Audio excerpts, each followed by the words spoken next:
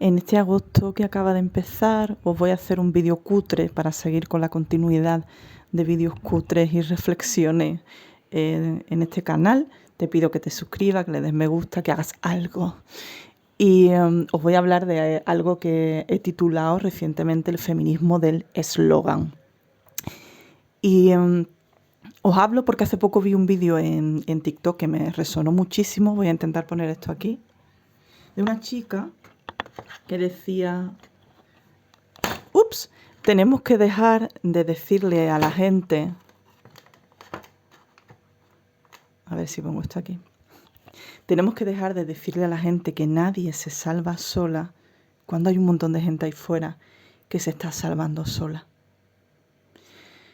Y algo que es tan sencillo de comprender y que impacta de una manera tan fuerte en el cuerpo, me hizo pensar y me hizo aterrizar ese pensamiento en un mogollón de cosas en las que he estado reflexionando en los últimos años, en la crítica habitual a la que siempre he hecho de las prácticas, ¿no? de los activismos, de los discursos. Y precisamente es algo en lo que voy a insistir mucho en el segundo libro de la trilogía, Las niñas andaluzas, que precisamente es un cuestionamiento de las maneras que tenemos de hacer genealogía. ¿Y qué es lo que ocurre? Que una frase es una frase. De hecho, los eslóganes son frases que se usan en marketing como reclamo, ¿no? Es un reclamo para atraer a la gente a un determinado movimiento. Y por supuesto que soy consciente de que hay frases que se dicen para atraer a la gente a una determinada acción. Es decir, vamos a decir que no, las amigas nos salvamos entre nosotras porque así propiciamos un movimiento y que las amigas nos salven, ¿no? Pero también puede haber un sentimiento de mucha soledad si esas frases no vienen acompañadas de prácticas reales, de corporalidad real. Si el movimiento feminista, por ejemplo, no se distingue de otros movimientos, generando una práctica comunitaria que cubra todo esto que nos hace sentirnos solas a la hora de tirar del carro, no nos estamos distinguiendo para nada del discurso por el discurso, del arte por el arte y este tipo de cuestiones. Yo recuerdo que hace bastante tiempo, cuando Shakira hizo esta canción tan famosa que le dedicó a Piqué, muchas feministas celebraron esa frase que ella dijo de las mujeres no lloran, las mujeres facturan. Y a mí me removió mucho eso, porque yo era una de esas obreras de la cultura que lloraba y no facturaba. Y porque veía un montón de gente a mi alrededor que no podía hacer de sus lágrimas y del arte un negocio. Y además me chirriaba mucho esta frase dentro de un entorno feminista. Yo particularmente doy por hecho de que el feminismo tiene que ser comunitario, y luego voy a explicar un poco qué es para mí lo comunitario, porque creo que se ha ido un poquillo de las manos la cosa. El hecho de que los ascensores económicos no eran cuestiones que tuviera que tratar el feminismo no existía como ascensor económico. Por ejemplo, yo puedo diferenciar perfectamente, yo como profesional que tengo que cobrar por mi trabajo y que tengo que comer y que quiero hacer mi trabajo de la manera más honesta posible conmigo misma, entonces incorporo la perspectiva feminista y otras perspectivas en mi trabajo. Eso no quiere decir que yo no vaya a cobrar por mi trabajo, pero yo no le digo a la gente que mi trabajo es el concepto de sororidad que yo ejerzo, o que mi trabajo es sinónimo a lo comunitario o es sinónimo a una práctica comunitaria. Yo no le puedo decir eso a la gente. El trabajo es trabajo, y la sororidad y lo comunitario tendrá que ver con generar cuestiones que pongan la vida en el centro y que cuestionen las inercias mercantilistas.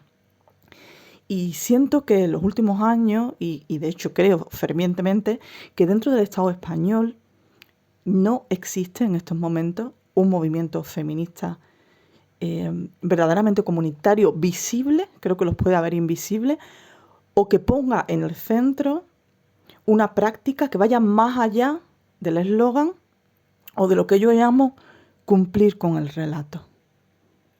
Y es la razón por la que hacemos fácilmente un montón de apuestas culturales, un montón de colaboraciones entre compañeras, un montón de cuestiones a las que hemos reducido el concepto sororidad, mientras que en lo privado lo seguimos viviendo en soledad o en soroledad. Creo que tener la valentía de romper con esa frase y de cuestionarla es importante. Os voy a poner otro ejemplo. Hace muchísimos años había un encuentro en una conferencia en la Universidad de Cádiz y vino pues una autora. No hago esto para atacar a nadie, ¿vale? Creo que es importante decir esto, pero sí que necesito decirlo como ejemplo. Pues una autora que estaba teorizando mucho sobre la cuestión de la vejez en esos momentos. Y entonces ya empezó a hablar de la vejez como algo magnífico y que ellas, las viejas de antes estaban solas y las viejas de ahora estaban con sus amigas y las viejas de antes, no sé qué, y las viejas de ahora, de hecho ella hablaba desde un concepto muy urbanocentrista, desde una ciudad muy céntrica, muy hegemónica, desde unos privilegios económicos, etc. Y me acuerdo perfectamente que una mujer mayor que estaba a nuestra izquierda levantó la mano y habló con mucha impotencia y muy afligida, diciendo, te escucho decir todo eso, pero yo estoy sola. Y yo cada vez estoy más mayor y estoy sola. Y yo cada vez estoy más mal y estoy sola. Así que lo que estás diciendo contrasta mucho con la vida que yo estoy teniendo. Y me parece importante, de hecho en ese momento tuve como una sensación, de hecho todas las compañeras que estábamos ahí, de que no se podía generar o seguir generando un feminismo de frases y eslóganes, porque nos da una vuelta tremenda que nos vuelve al sitio de la soledad en el que estábamos también sin el feminismo, pero de una manera mucho más peligrosa, pensando que no somos legítimas de sentir soledad porque estamos dentro de un movimiento que habla todo el tiempo de sororidad, con lo cual es todavía más fuerte. Y yo en los últimos años me he sentido un poco así. He sentido cómo es posible que estando rodeada de discursos que hablan de esto, yo me siga sintiendo así. ¿Será que la culpable soy yo? ¿Será que...? Y no digo esto para que nadie venga a rescatar a nadie. Y tampoco considero que sea fácil romper lo hegemónico, pero sí considero que en lo comunitario o en las prácticas o quienes se juntan, porque creo que una persona no puede hacer, pero las personas que sí están haciendo discursos, que se están rejuntando para hacer cosas de estas, sí se piense en qué hay más allá de las frases que yo estoy diciendo, en que estoy siendo súper colaborativa, en que estoy haciendo proyectos donde no hay ninguna diferencia con lo mercantil, es decir, el empresario te dice que hace un proyecto con un montón de gente y nosotras decimos que hacemos proyectos con un montón de gente y que más es mejor. Pero, ¿cómo están las personas que están dentro de esos proyectos? ¿Es un producto cultural o también estamos pensando en lo privado? ¿Por qué lo privado sigue siendo privado? Es decir, ¿se ha reducido la sororidad y el acompañamiento a las prácticas laborales? A las prácticas laborales. Y queridas amigas, juntarnos para trabajar es trabajo. Lo comunitario, lo laboral, hablaba de otras cosas y muchas veces no hablaba de hacer, hablaba de deshacer, de intentar generar lo común y lo comunitario para deshacernos en la carga de tener que sobrevivir sola. Y por eso en el Como Vaya Yo Lo Encuentre ponía el ejemplo de las vecinas, que son 50 veces más sororas nuestras madres y nuestras abuelas de lo que nosotras lo éramos, porque nuestra sororidad se ha reducido al ámbito laboral.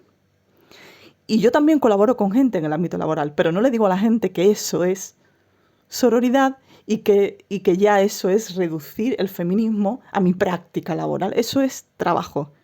Y eso es generar red para beneficiarte tú, beneficiarme yo. Eso es instrumentalización. Pactada, pero instrumentalización. La humanidad va de otra cosa. Entonces, amigas, dejemos de decir frases numéricas y debemos reducir el feminismo a los números, a la gente con la que hago, a la tal, a que más es más y menos es menos, porque esto no va de números. De números van los eslóganes. Las prácticas comunitarias y tal van de otra cosa. Entonces, ya está. Tenía ganas de poner tal, en este vídeo, la palabra sorolidad sobre la mesa, de hablar del feminismo del eslogan. Por favor, que el Estado español acabe ya toda relación con los estados genocidas.